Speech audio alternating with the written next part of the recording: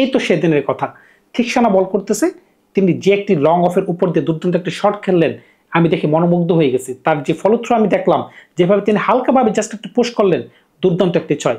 আসালাঙ্কাকে তিনি যেভাবে দুটি ছক্কা মারলেন, এমনকি প্রিমিয়াম বলার ভ্যান্ডার্সে যেখানে প্রথম ম্যাচে যেভাবে বাংলাদেশকে চাপা রেখেছিল, তাকে পর্যন্ত ছাড় দেওয়া হয়নি।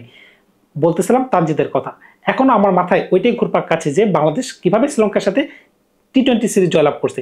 যে লিটন কুমার দাস ওডিআই ফরম্যাট থেকে ছিটকে পড়ে গেছিলেন, তিনি হয়েছেন ম্যান অফ দ্য সিরিজ। তার পারফরমেন্সটা খেয়াল করে দেখেন। সুতরাং বুঝতেই পারতেছেন আমরা কিন্তু পাপটাপ অবস্থায় রয়েছি। এখন কিন্তু খেলা কিন্তু শ্রীলঙ্কার সাথে না, অপোনেন্ট কিন্তু বদলে গেছে। কারা এখন অপোনেন্ট হচ্ছে পাকিস্তান, বাংলাদেশ ভার্সেস পাকিস্তান। আমরা কিন্তু পাকিস্তানের সাথে কয়েকদিন আগে তাদের ঘরের মাটিতে 300 ব্যবধানে হেরে আসছিলাম, লজ্জাজনক হার যাকে বলা হয়। প্রথম ম্যাচে তারা 201 রান নেয়, দ্বিতীয় ম্যাচে তারা 201 রান নেয়, আমরা কিন্তু একটা টার্গেটও চেস ডাউন করতে পারিনি। প্রথম ম্যাচে সম্ভবত 50 রানের ব্যবধান আমরা হেরেছিলাম। দ্বিতীয় ম্যাচটা যদি আপনারা খেয়াল করে থাকেন, ঠিক এরকমই আরও লজ্জাজনক হার বলা চলে। কেন আমি বলতেছিলাম, 110 রানের মাঝখানে আমাদের 8 থেকে 9টি উইকেট পড়ে যায়। তানজিদ সাকিব যে কিনা লেট ডাউনে নেমে, মানে 9-10 নম্বরে নেমে 50 রানের একটা অনবদ্য ইনিংস খেলা, কিন্তু ব্যবধানটা একটু কমে গেছে। সুতরাং বুঝতেই পারতেছেন লজ্জাটা কোন জায়গায় ছিল।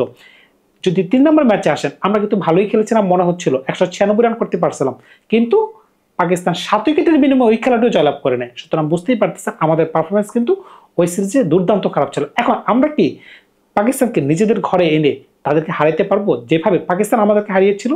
এই প্রশ্নটি আপনাদের কাছে করলাম, আপনারা অবশ্যই কমেন্টস করে জানাবেন। বাংলাদেশ দল কিন্তু মোটামুটি একটা সেটেল ডাউন টিম, তেমন কিছু পরিবর্তন কিন্তু আপনি খুঁজে পাবেন না। আমার কাছে কয়েকদিন আগেও যেখানে মনে হচ্ছিল টি-20 বাংলাদেশের জন্য সবচেয়ে উইক একটা পয়েন্ট, যেখানে ওডিআই ফরম্যাটে আমাদের জন্য সবচেয়ে স্ট্রংগেস্ট, কিন্তু এখন মনে হচ্ছে আমার কাছে টি-20 ফরম্যাটটাই যেন বাংলাদেশের জন্য এখন 1 নম্বর প্রায়োরিটি হয়ে যাবে। কারণ কি, কিছু প্লেয়ার যাদেরকে আমরা ফাইন্ড আউট করতে পারছি, তারা কিন্তু বাংলাদেশের অ্যাসেট হয়ে গেছে। বোলিংয়ে বলেন, ব্যাটিংয়ে বলেন, তারা কিন্তু দুর্দান্ত পারফর্মার। উপরে তানজিদের কথা তো আমি প্রথমেই বললাম, এই ব্যাটসম্যান যে ধরনের খেলে দুর্দান্ত, তার যেই শর্ট সিলেকশন, তারপরে তার যে হ্যান্ড আই কোঅর্ডিনেশন দুর্দান্ত। এখন একমাত্র বাংলাদেশের চিন্তা হচ্ছে ইমনকে নিয়ে। আপনারা যদি খেয়াল করে থাকেন, দ্বিতীয় এবং তৃতীয় ম্যাচে তিনি সেম বলে কিন্তু আউট হয়েছেন। একটা তিনি বোল্ড আউট হয়েছেন, একটা তিনি এলবিডব্লিউ হয়েছেন। তার কিন্তু হ্যান্ড আই কোঅর্ডিনেশন কোনোটাই ঠিক নাই, তার যে পায়ের যে মুভমেন্ট কোনোটাই ঠিক নাই। তারপরে তার কিন্তু হেড পজিশন একদম নিচে চলে যাচ্ছে, তিনি কিন্তু ব্লাইন্ড স্পটে চলে যাচ্ছেন। তিনি ব্যাটে বল লাগতেছে না, পায়ে বল লাগতেছে না, স্ট্যাম্পে বল লাগতেছে, কোনটাই তিনি দেখতে পারতেছেন না। তার কোনো ট্রিগার মুভমেন্ট নাই, তার পায়ের কোনো মুভমেন্ট নেই। এই কারণে কিন্তু তিনি এই ধরনের ইনসুইং বলগুলো খেলতে পারতেছে না। এখন তিনি যদি এই সিরিজে পাকিস্তানের সাথে যদি সেম বলগুলো করেন, তখন কিন্তু তার পজিশনটা কিন্তু তিনি হারিয়ে ফেলতে পারেন। সেটা আমি বলতেছি না যে 100%, কারণ কি বাংলাদেশ কিন্তু ওপেনারে ছড়াছড়ি, সৌম্য সরকার যে কোনো সময় দলে ঢুকে যেতে পারে, প্লাস নাইম শেখ কিন্তু অলরেডি দলের সাথে রয়েছেন। সুতরাং বুঝতেই পারতেছেন নাইম কিন্তু গত বিপিএলে বাংলাদেশের হয়ে কিন্তু সর্বোচ্চ রান তিনি করতে পারছিলেন, 500-এর উপরে, স্ট্রাইক রেট 140-এর উপরে। সুতরাং বুঝতেই পারতেছেন এই প্লেয়ারটিও কিন্তু ওই পজিশনের জন্য লড়াই করতেছে। এখন সুযোগ যে কেউ পেলে যে হাতছাড়া করবে না, সেটা কিন্তু বলার অপেক্ষা রাখে না। এখন আমরা তো শ্রীলঙ্কাকে হারিয়ে দিয়ে আসলাম, কিন্তু অপোনেন্ট কিন্তু এখন পাকিস্তান। এখন যেহেতু পাকিস্তান অপোনেন্ট, আবার পাকিস্তানের সাথে আমরা 300 ব্যবধানে হেরে আসছে, এখন কিন্তু আমাদের উচিত তাদেরকে কিন্তু সেম ট্রিটমেন্টটা দেওয়া। কিন্তু আমরা কি পারবো? দিলে কি, কোন ধরনের প্ল্যান আমাদেরকে করতে হবে? প্ল্যানটা ভাই সিম্পল, ব্যাটিংয়ে কোনো ছাড় নাই। উইকেট আমাদের টি-20তে পড়বে, শুধু আমাদের না, বিশ্বের সকল দেশেরই কিন্তু টি-20তে উইকেট খুব তাড়াতাড়ি পড়ে যায়। তার মানে এই না যে আপনি ব্যাটিং স্লো করে দিবেন। তহিদ আফ্রিদির কথা আমি বলতেছি, তহিদ হৃদয়ের কথা আমি বলতেছি, উনি যেন ব্যাটিংটা স্লো করে না দেয়।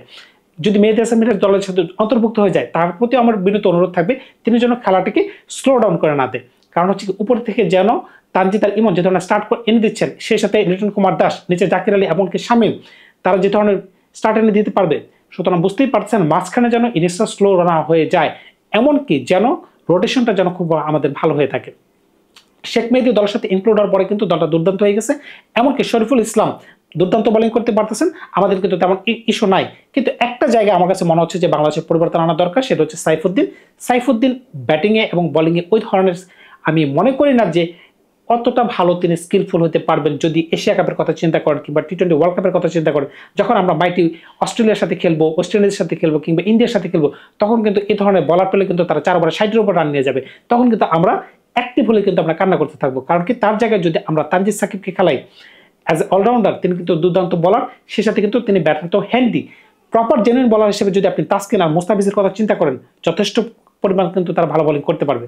আর স্পিনের কথা যদি বলেন, রিশাদ হোসেন, আর সেই সাথে যদি শেখ মেহেদীর কথা বলেন, শেখ মেহেদী যে 4টি উইকেট তিনি 4টা ওভারে পাইছেন, আমি দেখে কিন্তু মনোমুগ্ধ হয়ে গেছি ভাই। খেলার কিন্তু তিনি ওই জায়গায় শেষ করে দিয়েছেন, শ্রীলঙ্কা কিন্তু ওই জায়গাতেই কিন্তু হেরে গেছে। তানজিদের ব্যাটিং তো পরের কথা, কিন্তু খেলা তিনি ওই জায়গায় কিন্তু শেষ করে দিয়েছেন। সুতরাং বুঝতেই পারতেছেন আমাদের কিন্তু ব্যাটিং এবং বোলিং কিন্তু যথেষ্ট পরিমাণ ভালো, কিন্তু আমরা যদি ভালো খেলতে না পারি, তখন কিন্তু এটা আমাদের ব্যর্থতা। আবার পাকিস্তান কিন্তু 6টা পরিবর্তন করে বাংলাদেশে আসছে। এখন 6টা পরিবর্তন করে আসার পরে যদি আমরা তাদের সাথে হেরে যাই তখন কিন্তু আর কিছু বলার থাকবে না। আবার নিজেদের ঘরের মাঠে খেলা, এখন ঘরের মাঠে পিচটা কোন ধরনের হবে সেটা কিন্তু একটা চিন্তার বিষয়। কারণ কি বাংলাদেশ কিন্তু বরাবরই একটু স্লো উইকেটে খেলে অভ্যস্ত, কিন্তু স্লো উইকেটে কিন্তু আন্তর্জাতিক ম্যাচগুলো খেলা হয় না, বিশেষ করে বড় টুর্নামেন্ট, মেগা টুর্নামেন্টের কথা আমি বলতেছি। হয়তো বা বাইলেটারাল সিরিজগুলো ইচ্ছা মতো পিচ বানানো হয়, যখন আইসিসি ইভেন্ট হয়, যখন এশিয়া কাপ হবে বা টি-20 বিশ্বকাপ হবে, একটা ট্রু উইকেটের উপরে খেলা হবে, মানে 180 থেকে 220 এর মাঝখানে কিন্তু রান থাকবে। কিন্তু বাংলাদেশের পিচটাকে ওই ধরনের পিচকে বানাতে পারবে কিনা, বা আমাদের প্লেয়াররা এই পিচকে এই ধরনের রান করতে পারবে কিনা, সেটা কিন্তু দেখার বিষয়। এখন কিন্তু বাংলাদেশে কিন্তু একটু বৃষ্টি হচ্ছে, বৃষ্টি হওয়ার কারণে কিন্তু পিচটা ঢেকে থাকার কথা। তো পিচ যদি ঢেকে রাখা হয়, ময়শ্চার কিন্তু পিচের মাঝখানে বেশি থাকবে, তখন কিন্তু এতটা বাউন্স হবে না, এতটা বল সুন্দরভাবে আসবে না। তখন কিন্তু আমার কাছে মনে হচ্ছে না যে 200 রানের মতো খেলা আমরা দেখতে পাবো। 170 বা 180 সর্বোচ্চ, বা 160, 150 এই ধরনের গেম যদি হয় তখন কিন্তু বাংলাদেশের জন্যই লস। কিন্তু পাকিস্তান যে একবারে খারাপ টিম নিয়ে আসছে সেটা কিন্তু আপনি বলতে পারবেন না। দেখেন ফাকার জামান, তিনি একাই যথেষ্ট খেলা ধ্বংস করে দেওয়ার জন্য বিপক্ষ দল হিসেবে।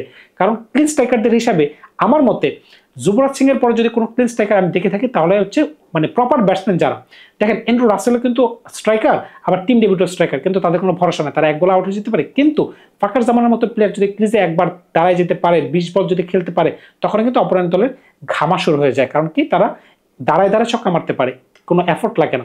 সেই সাথে সাইম আইয়ুব, সালমান আগা, তারা কিন্তু দুর্দান্ত প্লেয়ার। এমনকি বোলিংয়ের দিকে যদি আসেন, আবরার আহমেদ, সেই সাথে নওয়াজ, দুর্দান্ত। আমরা যদি কোনোভাবে এই দুজন বলারকে যদি আমরা ভালোভাবে ফেস করতে পারি এবং রোটেশন করতে পারি, 4-6 জন্য তো উপরে মনে করেন তানজিদ রয়েছেন, লিটন কুমার দাস রয়েছেন, নিচে শামীম রয়েছেন, জাকির আলী রয়েছেন, তারা যদি হ্যান্ডেল করতে পারে আমরা কিন্তু মোর দেন ক্যাপেবল থাকবো এই ম্যাচটি জয়ের জন্য। সুতরাং বুঝতেই পারছেন ছাড় দেওয়ার কোনো সুযোগ নাই। আমরা যদি এই মোমেন্টামটি ধরে রাখতে পারি তাহলে কিন্তু আমরা এশিয়া কাপে যখন যাব তখন কিন্তু সকল দলই কিন্তু আমাদেরকে সময় করতে হবে, সেটা ভারতীয় হোক, সেটা শ্রীলঙ্কাই হোক, সেটা পাকিস্তানি হোক। হয়তো বা শাহিন শাহ আফ্রিদি, হারিস শ্রফ দলের সাথে যুক্ত নাই, এর মানে এই না যে বাকি বলাররা যাদেরকে তারা নিয়ে আসে তারা বল করবে না। সুতরাং বুঝতেই পারতেছেন আমাদের উচিত আমাদের খেলাটাকে সঠিকভাবে খেলা, আমরা যেন কোনোভাবে খেলাকে স্লো ডাউন না করে দিই। টি-20 উইকেট পড়বে সেটা স্বাভাবিক ব্যাপার, সেটা প্রথম ওভারে হোক আর 5 নম্বর ওভারে হোক। তার মানে এই না যে আপনি টুকটুক করে খেলবেন। হ্যাঁ, যদি এরকম হয় যে আপনার 40 রানে 5 উইকেট পড়ে গেছে, ওইটাই ভিন্ন আলাপ। যদি 70 রানে আপনি 3 উইকেট পড়ে, তার মানে এই না আপনি খেলাকে স্লো করে দিবেন, টুকটুক করে খেলবেন। যদি মেহেদী হাসান মিরাজ দলে কোনো কারণে ইনক্লুড হয়ে যায়, আমি তার কাছে বিনীত অনুরোধ রাখবো আপনি ভাই 400 মেরেই যাবেন।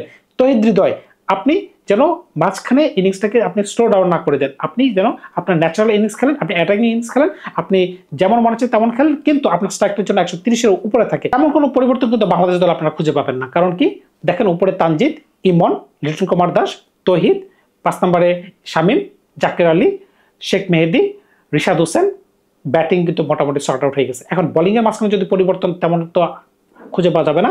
শরীফুল, তারপরে সাইফুদ্দিনের জায়গায় আমি সরাসরি তাসকিনকে নিতে চাচ্ছিলাম, কিংবা আপনি যদি তানজিদ সাকিবকে নেন, আর যদি মনে করেন মুস্তাফিজুর রহমান তো বাংলাদেশের অপরিহার্য অংশ। কারণ কি বাংলাদেশের কন্ডিশন অন্তত যেখানে বল গ্রিপ খেতে পারে কিংবা একটু স্লো টার্ন খেতে পারে, তিনি কিন্তু ফার্স্ট অফ ব্রেক বলার হিসেবে কিন্তু গণ্য করতে পারেন আপনি। সুতরাং বুঝতেই পারতেছেন এই বলারটি যদি দলের সাথে যুক্ত হয়ে যায় তখন কিন্তু আমরা যে কোনো দলের কাছে কিন্তু মানে গণ্য করতে হবে যে আমাদের বোলিং অ্যাটাক কিন্তু আগের তুলনায় কিন্তু এখন অনেক পরিমাণ স্ট্রং। কারণ কি পেস বল ইউনিটটা যখন আমাদের একটু সমৃদ্ধ হয়ে গেছে তখন কিন্তু আমরা কিন্তু অনেকটাই ভালো হয়ে গেছে। সুতরাং বুঝতেই পারতেছেন আমরা কিন্তু পাকিস্তানকে ছেড়ে দিয়ে খেলবো না, পাকিস্তান কিন্তু প্রেশারের মাঝখানে থাকবে। কারণ কি তারা জানে আমরা কিন্তু শ্রীলঙ্কার মাটিতে আমরা কিন্তু হারিয়ে দিয়ে আসছি। সুতরাং বুঝতেই পারতেছেন তারা যে 3টা ম্যাচ আমাদের সাথে জয়লাভ করছিল এটা ছিল অতীত, আর আজকে হচ্ছে বর্তমান। তো বর্তমান নিয়ে পড়ে থাকতে হবে, অতীতের কথা ভুলে যেতে হবে।